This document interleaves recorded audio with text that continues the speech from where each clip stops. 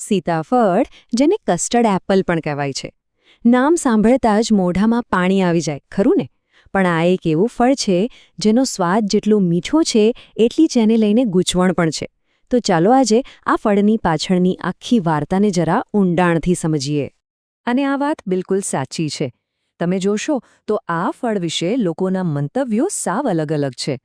અમુક લોકો એને સ્વાસ્થ્યનો ખજાનો માને છે, તો વળી અમુક લોકો એનાથી દૂર રહેવાની જ સલાહ આપે છે. તો આ ગૂંચવણ છે શું? આ જ આપણી આજની ચર્ચાનો મુખ્ય મુદ્દો છે. તો ચાલો આ ગૂંચવણનો તાળો ખોલવાની શરૂઆત કરીએ. અને શરૂઆત કરીશું આપણે સીતાફળના એવા જોરદાર ફાયદાઓથી, જે જાણીને કદાચ ઘણાને નવાઈ લાગશે. તો સવાલ એ છે કે આ ફળ કુદરતી એનર્જી બૂસ્ટર કઈ રીતે છે?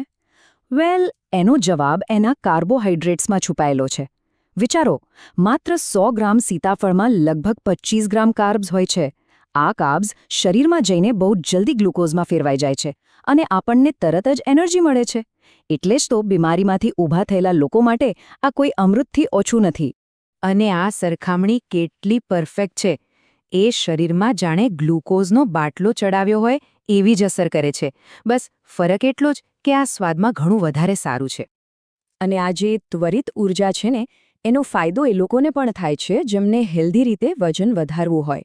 જેમ કે જે બાળકોનું વજન ઓછું છે, અથવા તો જે દર્દીઓ બીમારી પછી સાવ નબળા પડી ગયા છે, એમના માટે સીતાફળ કેલોરી અને પોષક તત્વોનો એક બહુ સારો સોર્સ બની શકે છે. એનર્જી સિવાય તે આપણી રોગ પ્રતિકારક શક્તિ માટે એક ઢાલ જેવું કામ કરે છે, અને એનું કારણ છે એમાં રહેલું વિટામિન સી. આ વિટામિન શરીરના ડિફેન્સ સિસ્ટમને એકદમ મજબૂત બનાવે છે, ખાસ કરીને જ્યારે ઋતુ બદલાય અને શરદી ખાંસીનો માહોલ હોય ત્યારે એનાથી બહુ રક્ષણ મળે છે. એટલે કે વાત ખાલી શારીરિક સ્વાસ્થ્યની નથી. આ ફળ માનસિક સ્વાસ્થ્ય માટે પણ કામનું છે. એમાં જે વિટામિન B6 હોય છે ને, એ મગજમાં અમુક એવા કેમિકલ્સ બનાવવામાં મદદ કરે છે જે આપણો મૂડ સારો અને શાંત રાખવા માટે ખૂબ જરૂરી છે. અને ફાયદાઓની આ લિસ્ટમાં છેલ્લો પણ ખૂબ જ અગત્યનો પોઈન્ટ છે હૃદયનું સ્વાસ્થ્ય. એમાં રહેલું પોટેશિયમ શરીરમાં સોડિયમના લેવલને બેલેન્સ કરે છે, જે બ્લડ પ્રેશરને કંટ્રોલમાં રાખવા અને હૃદયને તંદુરસ્ત રાખવા માટે ખૂબ મદદરૂપ થઈ શકે છે. અત્યાર સુધી સાંભળીને તો એવું જ લાગે છે કે સીતાફળ એકદમ પરફેક્ટ ફળ છે, નહીં? પણ જો એ આટલું જ સારું છે, તો પછી એને લઈને આટલી બધી ચિંતાઓ કેમ વ્યક્ત કરવામાં આવે છે? ચાલો હવે સિક્કાની બીજી બાજુ જોઈએ. તો હવે આપણે એવા મુદ્દાઓ પર આવીએ છીએ જે આપણને કહે છે કે સીતાફળ ખાતી વખતે સાવચેતી રાખવી કેમ જરૂરી છે. તો જુઓ, સૌથી મોટી સમસ્યા એ જ વસ્તુથી શરૂ થાય છે જે એને સ્વાદિષ્ટ બનાવે છે, અને એ છે એમાં રહેલી કુદરતી ખાંડ. આ ફળમાં ફ્રુક્ટોઝ અને ગ્લુકોઝનું પ્રમાણ બહુ વધારે હોય છે, અને ભલે એ નેચરલ શુગર હોય, પણ શરીર માટે તો ખાંડ એક ખાંડ જ છે. અને જો એ વધારે પડતી થઈ જાય તો સમસ્યાઓ ઊભી કરી શકે છે. હવે આ સ્લાઇડ પર ખાસ ધ્યાન આપજો. આ બહુ જ મહત્વની વાત છે. અહીં દેખાય છે કે એક જ ફળ બે અલગ અલગ લોકો પર કેવી જુદી જુદી અસર કરી શકે છે. જે વ્યક્તિ સ્વસ્થ છે એના માટે એક સીતાફળ એનર્જીનો સ્ત્રોત છે, પણ જે ડાયાબિટીસના દર્દી છે અને જેમનું શુગર લેવલ કંટ્રોલમાં નથી, એમના માટે 2 સીતાફળ પણ બ્લડ શુગરને ખતરનાક રીતે વધારી શકે છે. વધુ પડતી ખાંડની સાથે સાથે વધુ પડતી કેલરી પણ એક મુદ્દો છે.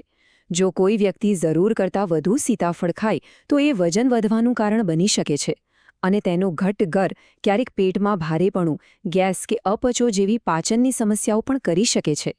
અને હવે જે મુદ્દો આવી રહ્યો છે એના પર તો ખૂબ ખાસ ધ્યાન આપવાની જરૂર છે. આ એક ગંભીર સુરક્ષા ચેતવણી છે.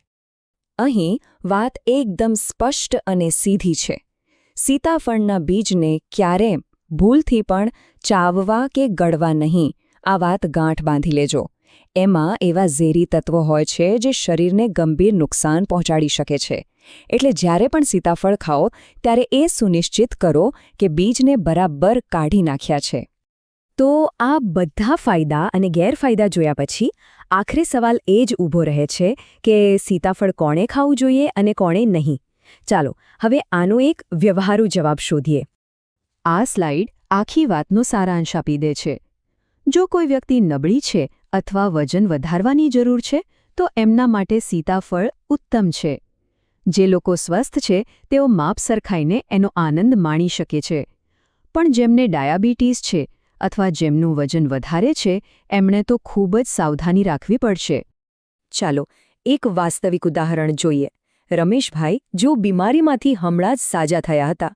એમને રોજ સીતાફળ ખાવાથી એનર્જી પાછી મેળવવામાં અને ભૂખ ઉઘડવામાં ઘણી મદદ મળી. આ બતાવે છે કે સાચી વ્યક્તિ માટે આ ફળ કેટલો ફાયદાકારક છે. પણ એની સામે આ બીજો કિસ્સો જુઓ. મીનાબેન, જેમને ડાયાબિટીસ હતો. એમણે કોઈ સાવચેતી વગર સીતાફળ ખાધા અને પરિણામે એમનું બ્લડ શુગર ખતરનાક સ્તરે વધી ગયું. આ ઉદાહરણ એના સંભવિત જોખમોને એકદમ સ્પષ્ટપણે દર્શાવે છે. તો આ આખી ચર્ચાનો સાર આ એક જ વાક્યમાં સમાઈ જાય છે. કોઈપણ ખોરાક પોતે સારું કે ખરાબ નથી હોતો. બધો આધાર એ વાત પર છે કે એને કોણ ખાઈ રહ્યું છે, શા માટે ખાઈ રહ્યું છે અને કેટલી માત્રામાં ખાઈ રહ્યું છે. સીતાફળની જેમ બીજા એવા કયા ખોરાક હોઈ શકે છે જેને આપણે હેલ્ધી માનીએ છીએ પણ એની પાછળ પણ આવી જ કોઈ છુપી વાર્તા હોય? આ વિચારવા જેવો સવાલ છે, ખરું ને?